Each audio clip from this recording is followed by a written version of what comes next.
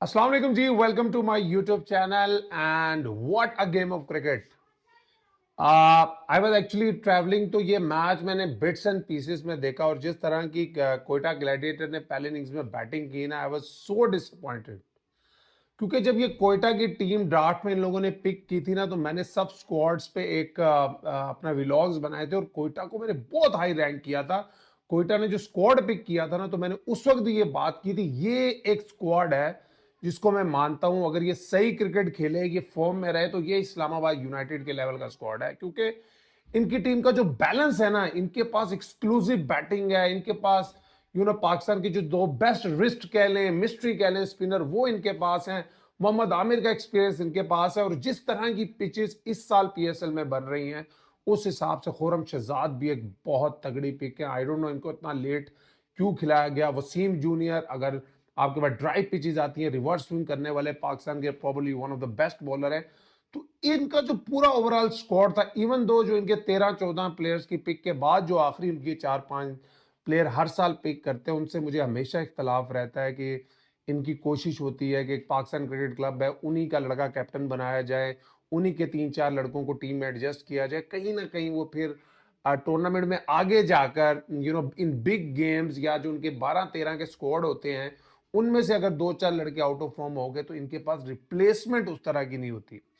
अगर आप इनका स्क्वाड देखें तो इनके पास आपको Fabian Allen, south Shakeel, number 3 पे आप they have done the right thing कि रैली रूसो खेल रहे हैं। 4 नंबर पे आपके पास कोसाल मेंडेस हैं, 5 पे चैपमैन है, 6 पे हसन नवाज, जो प्रोबेबली इस वक्त पीएसएल में सबसे तगड़े इमर्जिंग क्रिकेटर हैं। बिकॉज ये वो इमर्जिंग क्रिकेटर आपको मिला हुआ है जिसने अभी इंटरनेशनल में न्यूजीलैंड के खिलाफ न्यूजीलैंड में 100 बनाया। आप बॉलिंग देखें तो इतनी तगड़ी है, मगर जब मैंने शुरू में मैच देखा, आई वाज ट्रैवलिंग और मैं मैच देख रहा था लाइव, तो आई वॉज वेरी डिसअपॉइंटेड और मुझे ऐसा लगा था गेम गया। और मुझे ऐसा लगा कि कोयटा इतनी बुरी तरह की ये गेम हारेगा कि कोयटा का ऑलरेडी रन रेट भी बहुत डाउन है, तो कोयटा शायद आज एलिमिनेट ही हो जाए इस टूर्नामेंट से। बिकॉज जब अगर आप इतना बुरा एक और मैच हार जाओ, जबकि ऑलरेडी आप 3 मैच पहले भी हारे हुए हो, तो फिर बड़ा मुश्किल हो जाता है कम बैक।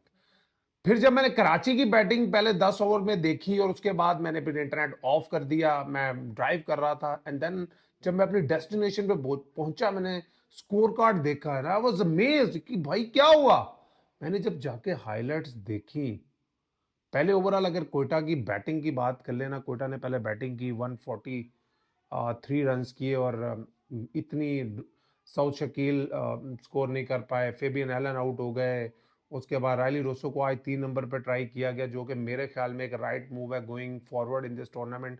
कोसाल मेंडेस पूरे टूर्नामेंट में फॉर्म में नजर आ रहे हैं, एक बगर वो एक बड़ी इनिंग्स ना जो उनके कैलिबर के प्लेयर से कोयटा एक्सपेक्ट कर रही है, वो शायद अभी तक नहीं आई। बट चैपमैन उनका पहला मैच था, he just got out cheaply on 4। Hasan Nawaz जिनको 6 नंबर पे खिलाया गया, जो कि प्रीडोमिनेटली ओपनिंग बैट्समैन है, I think he played a very important role. जो उन्होंने बड़ी गेम अवेयरनेस दिखाई।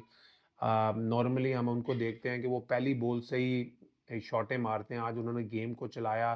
फ़हीम अशरफ, उनकी इनिंग्स की जितनी मेरे ख्याल में तारीफ की जाए कम है। स्पेशली आई थिंक मेरे ख्याल में he is probably one of the best batsman जो शॉर्ट पिच बॉल को पाकिस्तानी बैट्समैनों में इतना अच्छा खेलता है, और जो उन्होंने पुल पे छक्के और फ्लिक पे छक्के मारे हैं। और अगर यहाँ पे मैं हसन अली की तारीफ ना करूं तो ये बहुत बड़ी ज्यादती होगी। Hasan Ali highest wicket taker है इस टूर्नामेंट में, और जिस तगड़े तरीके से वो बंदा बॉलिंग कर रहा है ना, मैंने हमेशा हसन अली का बड़ा फैन रहा हूँ। बिकॉज उन पर बुरा टाइम आए, अच्छा टाइम रहा है आए, उनका जो कैरेक्टर है वो बहुत तगड़ा है। वो एक ही तरह रहते हैं, वो बुरे टाइम में बहुत ज़्यादा परेशान नहीं होते, और अच्छे टाइम में वो बहुत ज़्यादा कोई प्राउडी कह लें या एरोगेंट कह लें, वो ऐसे नहीं है। Is the guy who enjoys is cricket. और जब आप भाई इस तरह की बॉलिंग करेंगे तो क्यों एंजॉय नहीं करेंगे क्रिकेट को। जो 3 विकेटें उन्होंने पावर प्ले में लेके कमर तोड़ी कोयटा की। देन 143 का टारगेट मिला, David Warner got out in the first over, Mohammad Amir out हो गए। उसके बाद जेम्स विंस और टिम साइफर्ड की जो पार्टनरशिप लगी। अच्छा, अब कहीं ना मुझे जिस तरह की पिचेस, मैंने शुरू में एक बात की थी कि यार कराची किंग्स के पास एक भी अच्छा रिस्ट स्पिनर नहीं है, ना इन्होंने कोई इंटरनेशनल रिस्ट स्पिनर लिया। जो लोकल जाहिद महमूद लिया, उनको भी कभी पीएसएल में रेगुलर अपॉर्चुनिटी नहीं मिली, वो कभी नए डोमेस्टिक लेवल भी पे भी टी20 के बहुत कोई तगड़े बॉलर नहीं रहे हुए। तो मुझे लगता था कि यार इन्होंने एक तो प्री डोमिनेटली ओपनिंग बैटर्स बड़े पिक किए हुए हैं, तो ये स्क्वाड वीक है। बट एक चीज इन दोनों टीमों ने प्रूव की है कि अगर आप बहुत तगड़ा स्क्वाड पिक कर ले, आपके प्लेयर आउट ऑफ फॉर्म हो, देन भी आप हारते हैं। लेकिन अगर आप गलत स्क्वाड भी पिक कर बैठे, लेकिन अगर आपके प्लेयर्स फॉर्म में, आपके प्लेयर्स डिलीवर कर रहे हैं। लेकिन एक बात मैं आपको आज बता रहा हूँ, कराची किंग्स जो डिसेंट क्रिकेट खेल रही है इन कंडीशंस का भी उसमें बहुत इंपॉर्टेंट रोल है। कराची को मोस्टली आप कराची में देख लें, घास वाले पिच मिले हैं। इस्लाम लाहौर में भी इस दफ़ा जो पिच मिल रहे हैं उनमें बाउंस है, घास है, नए बॉल से सीम मूवमेंट है, तो रिस्ट स्पिनर की इतनी ज़रूरत नहीं पड़ रही। अगर आगे जाकर टूर्नामेंट में पिचेस ड्राई हुई, रिवर्स स्विंग की ज़रूरत पड़ी, रिस्ट स्पिनर की ज़रूरत पड़ी, तो वहाँ जाकर कहीं न कहीं कराची किंग्स स्ट्रगल कर सकता है। बट क्रेडिट गोज़ टू एक स्टेज पर 1 विकेट डाउन थी eight 90 and they only needed 50 odd runs in 60 balls with 9 wickets in hand. आज शान मसूद को कराची ने वापस 4 नंबर पे खिलाया, और जिसके बारे में मैं हमेशा बोलता रहूँगा, अभी भी बोल रहा हूँ कि भाई अगर आपने शान मसूद को 4 नंबर पे खिलाना है, देन आपकी टीम का इससे कोई फ़ायदा नहीं होने वाला। हाँ, वो ऑड 20 ऑड 30 ऑड कर देंगे। शान मसूद का बेस्ट जो आप फ़ायदा उठा सकते हो, specially on these kind of pitches where 150 160 ये पार स्कोर है, वो ओपनिंग पे ही उठा सकते हो। वो उसको आप वो वाला रोल दो जो कि बाबर आजम निभाते हैं, मोहम्मद रिजवान निभाते हैं। एक टीम एक एंड से टीम को संभालते हैं और बाकी एंड से आपके पास सारे एक्सप्लोसिव बैट्समैन हैं। लेकिन अगर आप चाहते शान मसूद तो ये एक्सपेक्ट कर रहे हो कि वो 8वें 10वें ओवर में आएगा और डोमिनेट करेगा, स्ट्राइक की रोटेशन अच्छी करेगा on these kind of pitches, I think you might be asking too much from him. But credit goes to I think Quetta, जिस तरह से उन्होंने कम बैक किया है। जो खुरम शहजाद का स्पेल, मोहम्मद आमिर का वार्नर को आउट करना उस कम बैक में, और क्रेडिट देना पड़ेगा कोसाल मेंडिस ने जो खुरम शहजाद की बॉल पे कैच किया है शान मसूद का, that was the turning point. हमने ये बात सुनी है कि मैच कैचेस विन मैचेस, लेकिन जो कोसाल मेंडिस ने अ, शान मसूद का कैच किया है, वहां से गेम चेंज हुआ है।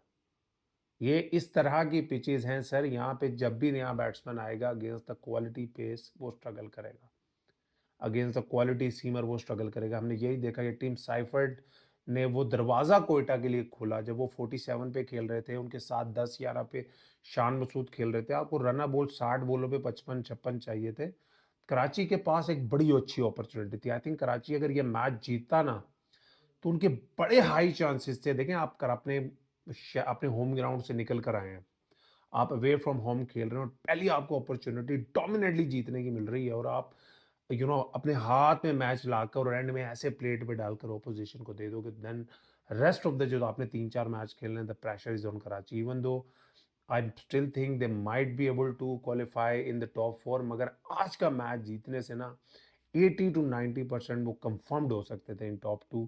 But Quetta is a team to look out for. I think इस जीत के बाद ना कोयटा बहुत डेंजरस हो सकती है। अगर राइली रोसो फॉर्म में आ जाएं, कोसल मैंडस इन अपने 20s और 30s को 60s 70s में कन्वर्ट करने लग जाएं, चैपमैन जिस तरह के प्लेयर हम सब जानते हैं, और चैप देखें आज उनका पहला मैच था, बेनिफिट ऑफ द डाउट दे सकते हैं।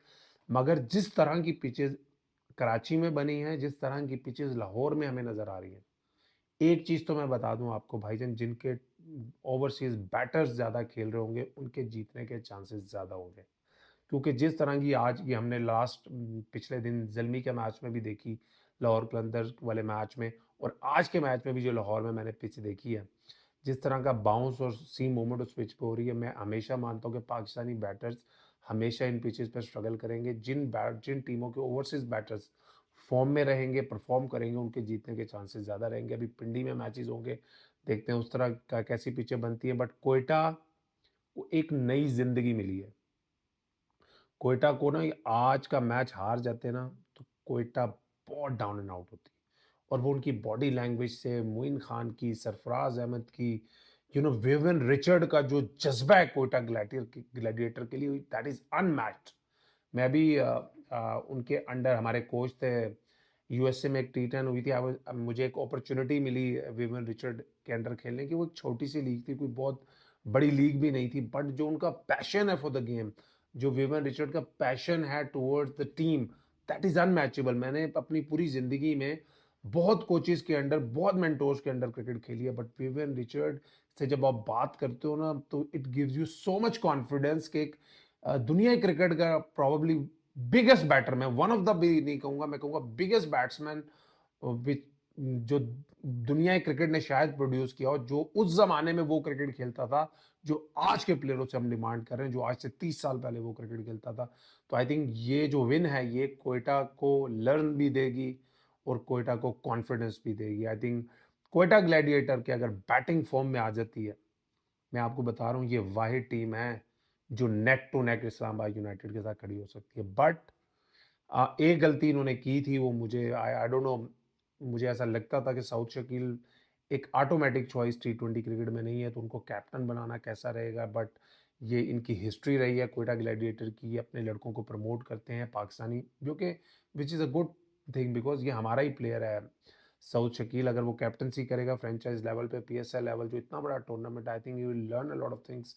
But for I am backing Quetta Gladiator to come good in this tournament because ये जीत, जो टीमें यहाँ से मैच जीतती है ना, वो अलग ही लेवल पे चली जाती है। तो आई थिंक ये PSL के लिए बड़ा अच्छा है कि अगर आज कोयटा हार जाती तो 5 में से 1 हो जाता, मुल्तान 5 में से 1 है, तो बहुत जो टूर्नामेंट आगे जा रहा है वो बहुत बोरिंग हो जाना था बिकॉज आपको प्रीडोमिनेटली 4 टीमें नजर आ जानी चाहिए थी, आ जानी थी कि यार ये टॉप 4 में जाएंगी। बट कोयटा के जीतने से मुल्तान के चांसेस भी बढ़े हैं, कराची भी 3 मैचेस पे आ गया है। तो I think it's getting interesting, और जिस तरह ये PSL अपने एंड पे जाएगी, I think it will get more interesting. अपना ख्याल रखिए एंड एंजॉय द PSL।